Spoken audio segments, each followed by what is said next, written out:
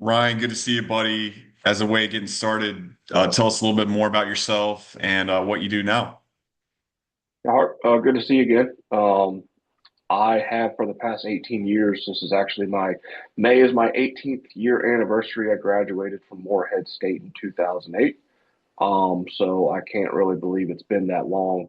But I am the VP of Meridian Insurance. I basically run the day-to-day operations of the company.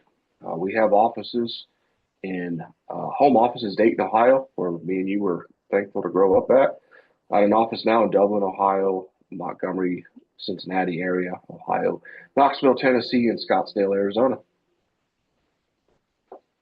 Nice, man. Yeah, definitely Ohio, great place to grow up and good to catch up on that as well.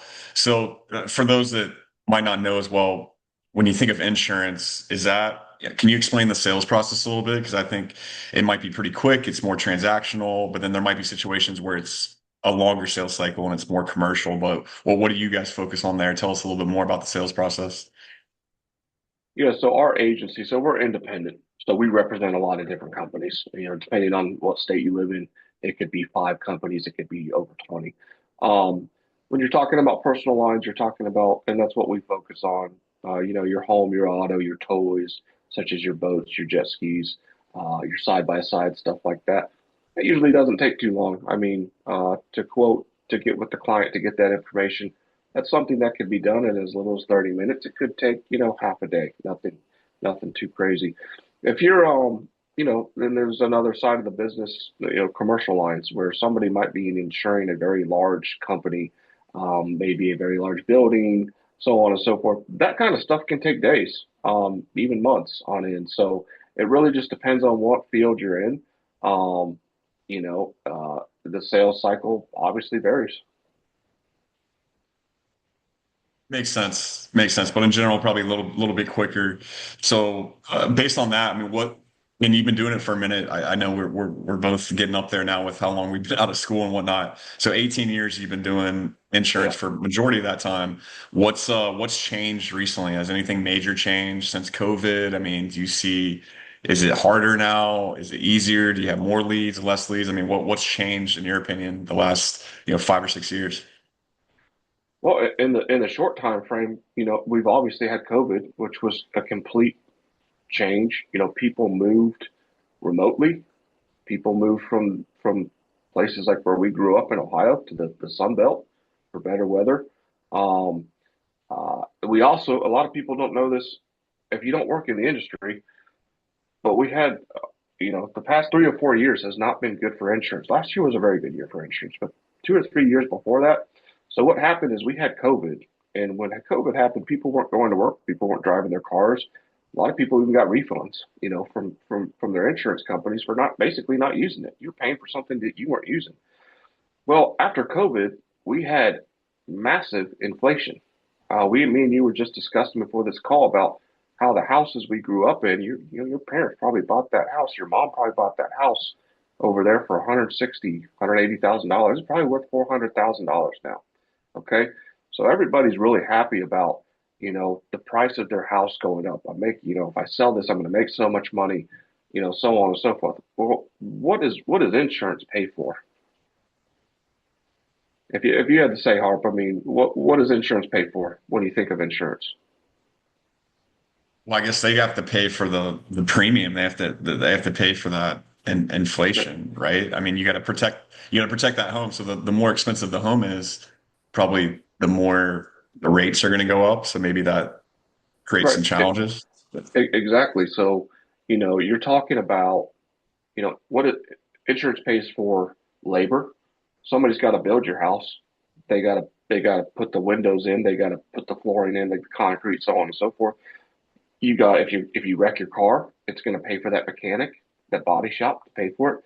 Well, what also happened? You remember when we were having that, COVID and that inflation part, when supplies, you remember thinking of simple little things like toilet paper not being at the store.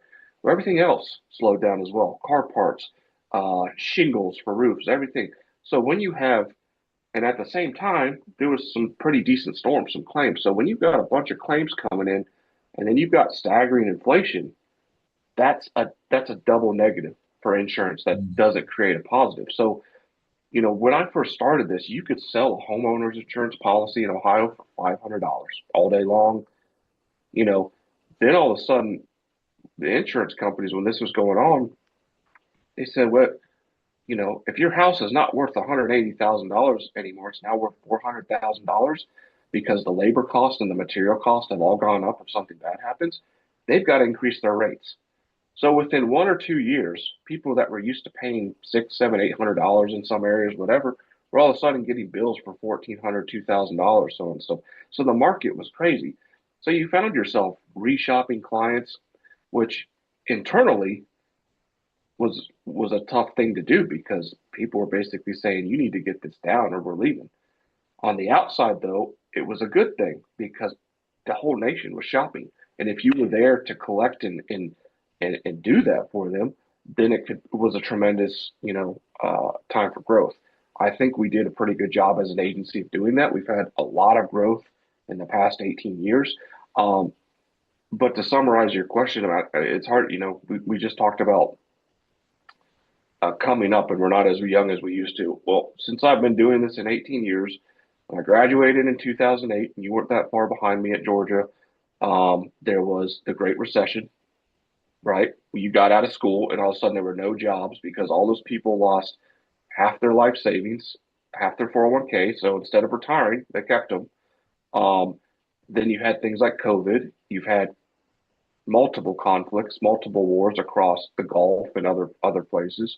Then we just had inflation on top of it. So in our short time of me and you being in the professional industry, we've seen 5 or 6 disruptive things, and it's not all smooth sailing all the time. So um, I hope that kind of summarizes kind of what's been going on recently. No, it does. That's very good perspective. And then, yeah, you're 100% right. Those memes about millennials, just all the stuff we've seen since we got out of college. I mean, it probably sets us up for success long term. I mean, I feel like the best salespeople, going back to sales, you learn way more from the tough times than you do the good times. When things are going good and just everything's flowing in, you're closing deals. I mean, it's great. You're patting each other on the back, but you might get a little complacent. Maybe you don't do the same process you usually do. But when things are tough, you have to be scrappy and like really figure it out. So, on that note, good transition is you guys have grown a ton. I think you have a lot of people on your team, and then there's some different locations that you have that you keep expanding. The best salespeople you have are the best insurance people. What separates them from the rest of the pack? Is there any traits that stand out that make really good insurance salespeople from your perspective? So what we do is, we're very localized. We're involved in our communities, so on and so forth. I haven't dove into personally trying to use things like AI, uh, you know, as a lead source and so on and so stuff. Um, it's been going on forever. You can buy insurance leads online. People telemarket. There's a million ways to do it, but your best insurance person, your best sales agent is going to relate to those people around the community. And what you're really doing is solving a problem for somebody. Okay. 90% of the population doesn't want to talk about insurance. They think it's Greek. They don't understand what's on there. They just want to know it's covered and taken care of and so on and so forth. So what a good insurance person does is number one, they have access to the markets, which we do, but they find these customers and they solve a problem for them. And the problem is pretty simple. I want to pay an honest price for what, you know, um, you know, for my house, for my car insurance. I want to be properly covered. And if you can solve that problem, and do that for them, then you're going to get more and more referrals and so on and so forth. And the other thing about that is, um, you know, a really good insurance agent is going to provide a really, really good amount of service. And what I mean by that is you can buy insurance anywhere. You can buy it online. You drive, you leave your house to go get lunch today, uh, or you're going to see 10 insurance agencies, whoever it is, whether it's independent, State Farm, Allstate, Liberty, American, whatever you name it. Okay. It's also that person needs to provide a good amount of service, and be there when that client needs them, if that makes sense.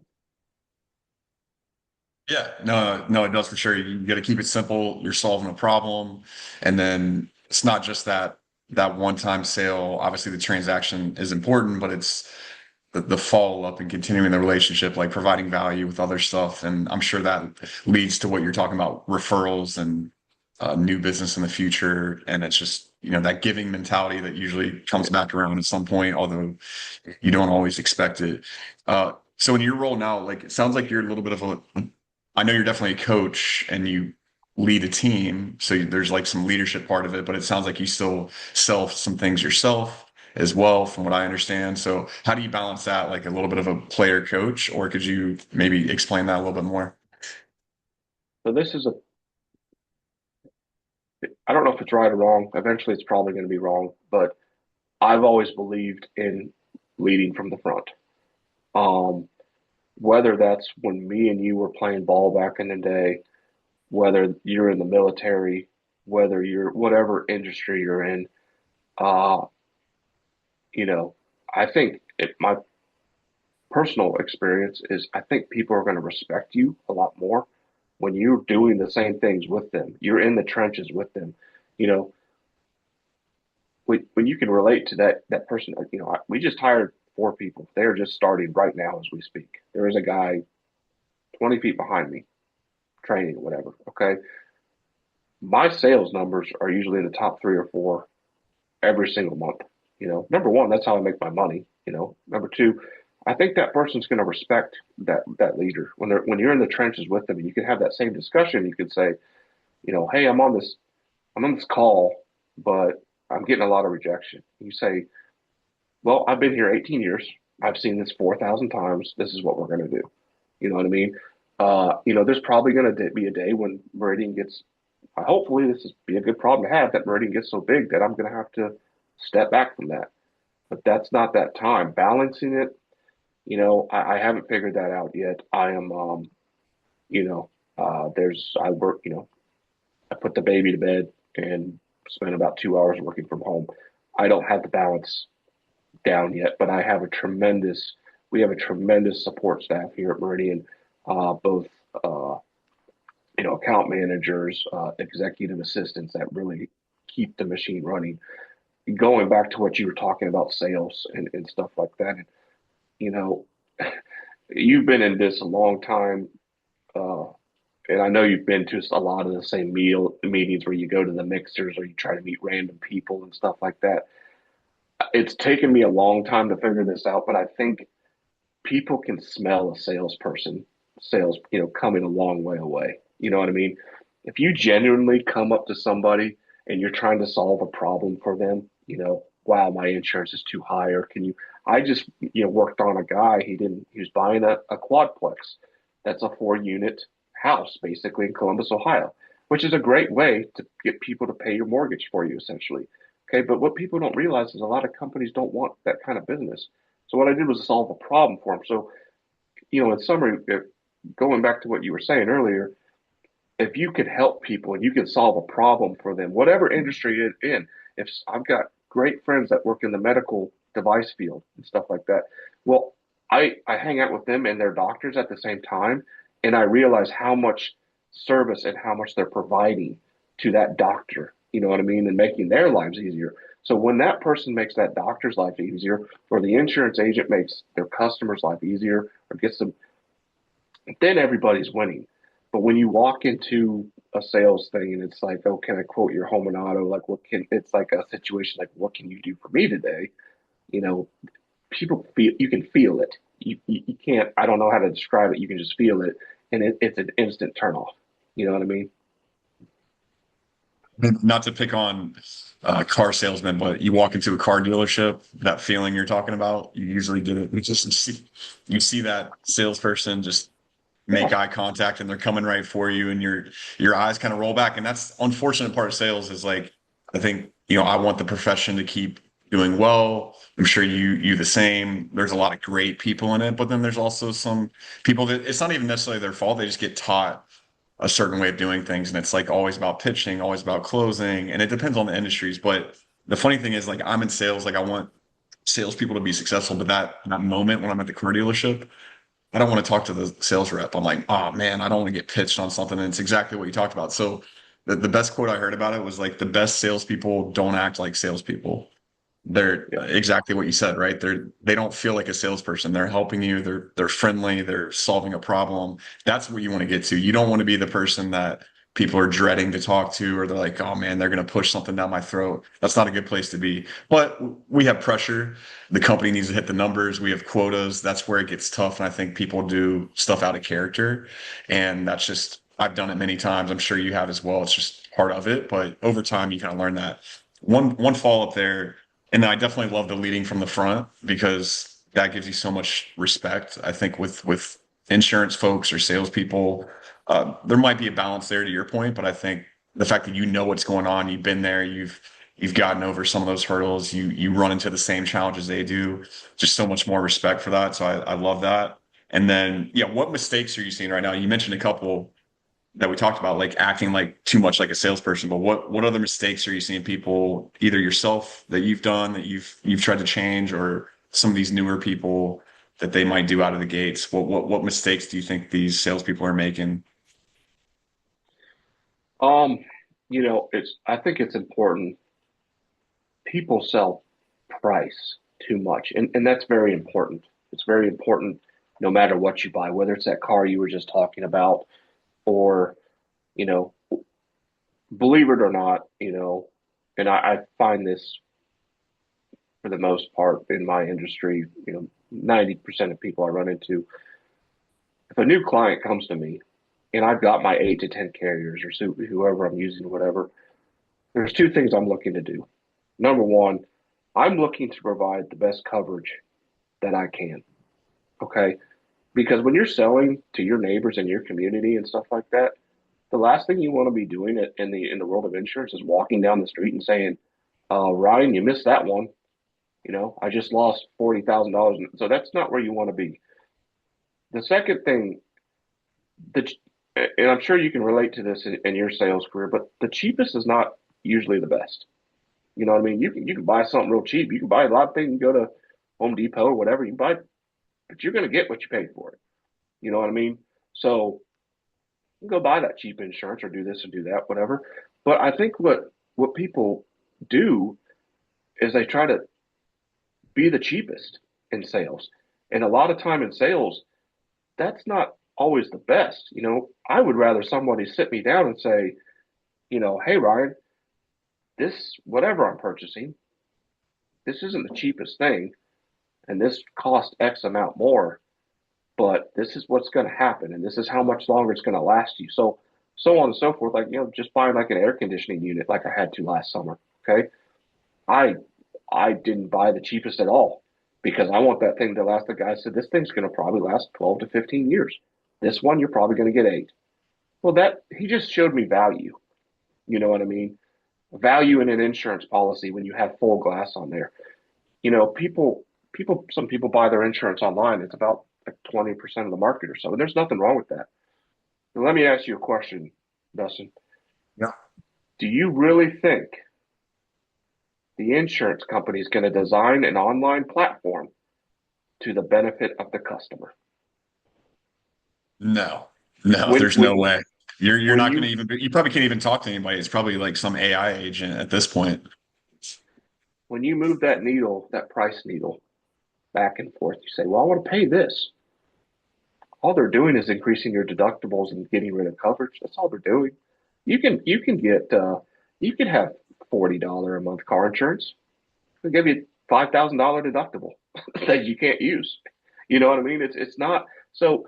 I think the mistake that a lot of young salespeople make, in no matter what industry you're in, is don't necessarily try to be the cheapest out there. Be the person that provides value and explains that person what they're buying. You know what I mean? So heaven forbid you have to use that. And if somebody wants the cheapest, frankly, they're probably not my customer anyway.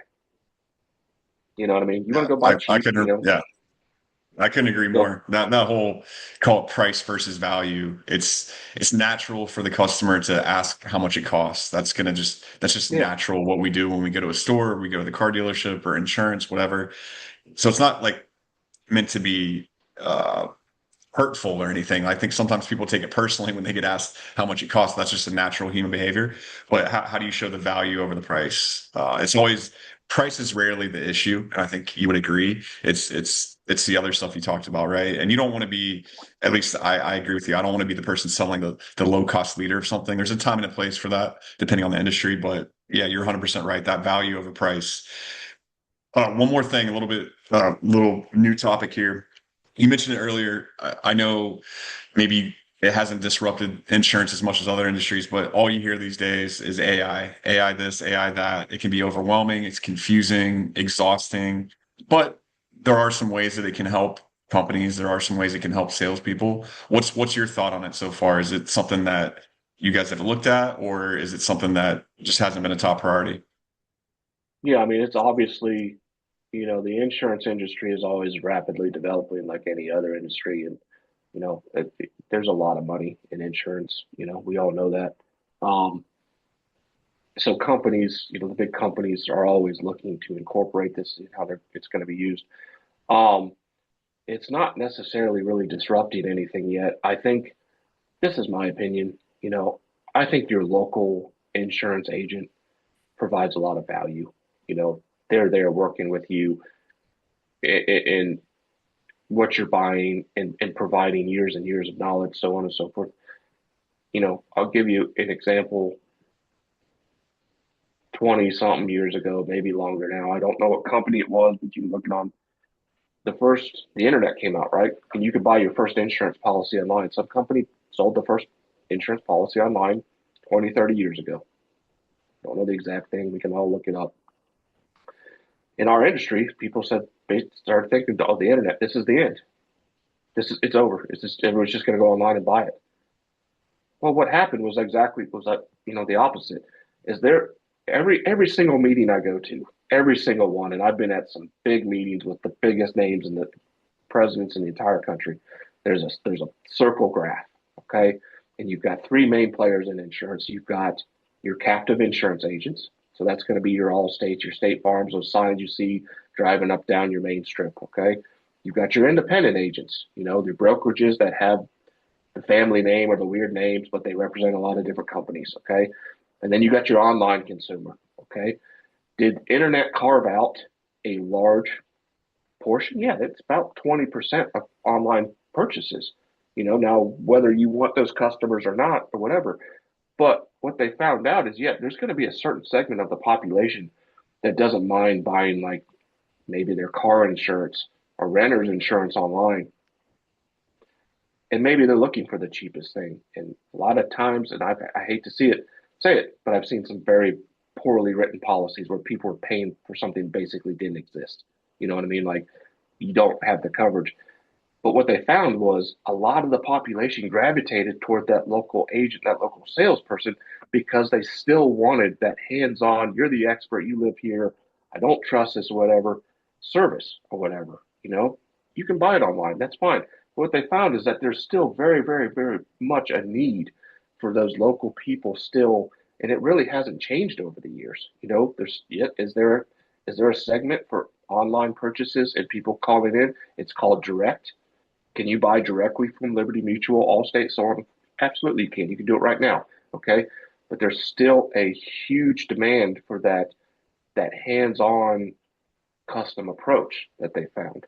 Um, Regarding AI, you know, to kind of summarize, I think what it's going to do, honestly, in my opinion, it's not going to get rid of anything. I think it's just going to make things you need to do much smoother and much more, you know, there's just things. If you need an ID card, let's say you're going to that car salesman and you're buying a new car. You said, oh, I forgot to call Ryan. I show proof of insurance to this car salesman to get out of here. Um, you don't really need a person to do that. You can get a hold of your insurance company using your app on your phone, put in who you are, and the AI could say, "Oh, I need an insurance card," and give you an insurance card. Do you need a person to do something that simple? No. Do you need a person say, I'm not sure what my bill is this month. Can I look it up on my app and can AI get you in the right direction to, to get you your bill? So I think it's just going to make like companies and processes more efficient. I think, I use AI to kind of do research to I run ideas off AI, and some of the ideas that come back are like, that doesn't make sense. Like, you're not there yet. But I also get some stuff back and I'm like, I did not think of it in that way or that angle. You know what I mean? So in my personal opinion, do I think AI is going to take over the insurance industry or other industries and we're just going to go not have jobs? No, I think it's going to streamline, and I think the people that use it right are going to be much more effective at their jobs. Yeah. Well said. I think you're 100% right. It'd be foolish not to embrace it in some form or fashion. I do think it can help with all that admin related stuff you talked about, the monotonous things, the things that aren't, let's say, revenue generating, but they still bog people down. For example, the meeting research, the meeting prep, some of the basic follow-up, CRM data entry, a lot of that can be automated with AI. And I think that gives salespeople more time in front of the customer, more time to be the best version of themselves. I found that some of the most burnout I've had was doing the admin related stuff that I didn't want to do. And that's what held me back. And then I wasn't my best version when I had the meeting with the client, which isn't good. So if you can use it to get rid of that stuff, outsource that stuff, to have more meetings, more client facing opportunities, that's good. And then you're right. The people that are already good at sales and then they also figure out that part that I just mentioned, they're just going to keep staying at the top and probably rise even further and, be even better. So it's definitely not going away, but it does take time to disrupt. You mentioned the internet. That was what, 25, 30 years ago. And now they have 20% market share. That's pretty good, but it's still only 20%. And that took a long time to get there. So AI is moving faster, but it's still not going to it doesn't happen overnight, right? You can't just implement AI and expect to have this crazy ROI. That's just not the reality. It's still dealing with people, and you got to find the right use cases that really help. Cool, man. A couple more questions for you, and then we'll get you out of here. If you could go back and give yourself some advice when you first started in insurance 18 years ago or so, what would it be? Is there anything you would change or any advice that you would give yourself back in the day? It would go back to something we've discussed already, and that's to solve that problem and not necessarily think of it as so much as sales. I hate those Wolf of Wall Street memes where people are just trying to slam sales stuff down people's throats. You know, I find my best people, like once again, I said, solving problems and provide great service to that client, and that's what they remember. So I would go back and say, stop watching that movie, which honestly provides tons of terrible advice. You know, sell this, slam it down to someone that it's. I mean, the whole movie is when it comes to sales, it's like basically unethical. So, why would but yet you see when we were kids and we were coming out of college, everybody wanted to do that. Like, I'm the Wolf of Wall Street, and it's just, but you look back at it, it's just like, no, the best people in the world are the people that solve that problem and provide great service. That other lifestyle is not sustainable, and it's been shown a million times over again. You know, But it's a good point because some people that aren't in sales or they don't understand everything, they see Wolf of Wall Street and they think that's what it actually is. And it's, maybe a 0.1% of the whole, all the industries is like that. And 30, 40 years ago was a little bit different, but still, yeah, it's not like that. And I agree. All right. And then last thing is what's something you're really excited about the remainder of this year? It could be for work or it could be personal. Well, what's something you're really excited about for the rest of the year? wow, really excited about. I just I don't have anything terribly exciting to go on. Life is really good. Got a great thing going at work. Got a beautiful little 2 year old. Uh, I just hope, and this is specifically, it's weird being in insurance because unfortunately people call us when they need us. We don't want to be called because if somebody calls me, something bad happened. right? A lot of people don't realize this, but you know, you're in hurricane country now, Harp, and I hope it Oh never yeah. I hope it never happens to you. But you know, they forecast them. The models come out year over year. I never started watching weather so much until I got in insurance because as soon as that windstorm comes by, that hailstorm, that hurricane, um, you know, a lot of people don't realize, but 2 years ago, you know, Hurricane Helene, it hit parts of Florida, I believe, and it kind of did this weird thing where it turned, and it turned through western North Carolina and East Tennessee. So it affected my neighbors. This who think you think of East Tennessee, you don't think of hurricanes. Why would you think that's your territory, not mine? You know what I mean? So that hurricane came by 2 years ago. We actually drove right through it. We were going to go visit my in-laws in North Carolina, and little did we know we were driving through the remnants of the hurricane.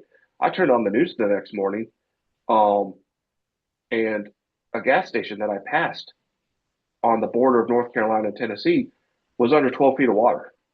The whole town was destroyed. So, you know, long story short, 2 years ago that was terrible. I mean, people in East Tennessee and Western North Carolina, they were dealing with something, and frankly, a lot of people had no coverage for something like that. Um, the past couple of years have been very turbulent times in the insurance industry. What I'm excited about is last year we had a very good, very normal year for the most part.